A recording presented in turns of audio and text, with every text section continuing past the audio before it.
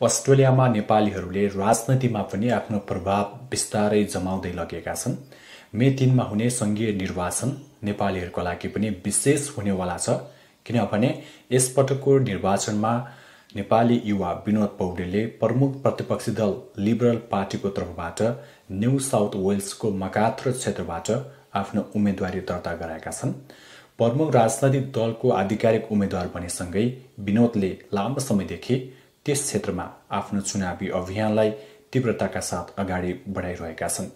उनी घर घरमा पुगेका छन्, आफ्ना मतदातासँग आफ्ना एजेन्डाहरू भनिरहेका छन्।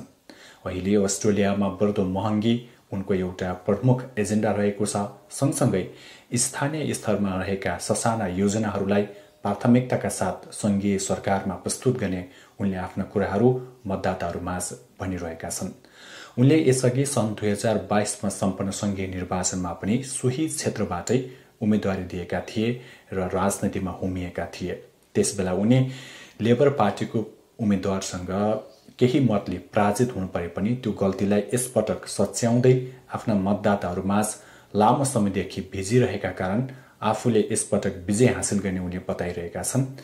विनोदले यदि सङ्घीय संसदमा आफ्नो पाइला टेक्न सकेको खण्डमा त्यो नेपालीहरूका लागि पनि गर्वको कुरा हुनेछ। नेपालबाट आएर यहाँ सङ्घर्ष गरेर सङ्घीय संसदसम्म पुग्न सकेको खण्डमा त्यो नेपालीहरूको मान पनि अघि बढ्नेछ। त्यसैले पनि अस्ट्रेलियामा रहेका नेपालीहरूले विनोदको पक्षमा लामो समयदेखि प्रचार गरिरहेका छन्। अब मतदान गर्ने समय धेरै छैन। मे 3 मा हुने निर्वाचनको लागि सम्पूर्ण तयारीहरू पूरा भइसकेका छन् र त्यो दिनमा मतदान गर्न नपाउने सर्वसाधारणहरूका लागि निर्वाचन आयोगले अग्रिम मतदानको व्यवस्था गरेको छ, जसअनुसार केही मत खसिसकेको छ। यदि तपाईँ मकातर क्षेत्रमा हुनुहुन्छ र मताधिकारको प्रयोग गर्दै हुनुहुन्छ भने यसपटक नेपाली युवा विनोद पौडेललाई आफ्नो अमूल्य मत दिएर विजय गराउन पनि हामी आग्रह गर्छौँ, किनभने नेपाली युवा विनोद पौडेल समग्र संसदमा प्रतिनिधित्व गर्नु भनेको हामी सारा नेपालीको एउटा गर्वको विषय बन्नेछ र उनले जुन किसिमको आफ्ना एजेन्डाहरू मतदाताहरूमाझ प्रस्तुत गरेका छन् यसबाट पनि उनले आशावादी रहेका छन् र यसपटक आफूले विजय उत्सव मनाउन पाउने उनले बताइरहेका छन्।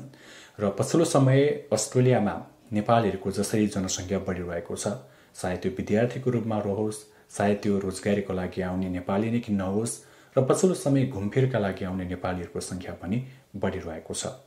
स्थायी रूपमा बसोबास गर्ने करिब 2 लाखभन्दा बढी नेपालीहरू जसरी बढिरहेका छन्, राजनैतिक दलहरूले पनि नेपालीहरूलाई आफ्नो विभिन्न कार्यक्रममा संलग्न गराउने, आफ्नो कमिटीहरूमा राख्ने र स्थानीय स्तरमा हुने काउन्सिलको निर्वाचनदेखि राज्य स्तरमा हुने राज्य स्तरीय निर्वाचनमा पनि नेपालीहरूलाई मौका दिने क्रम बढिरहेको छ।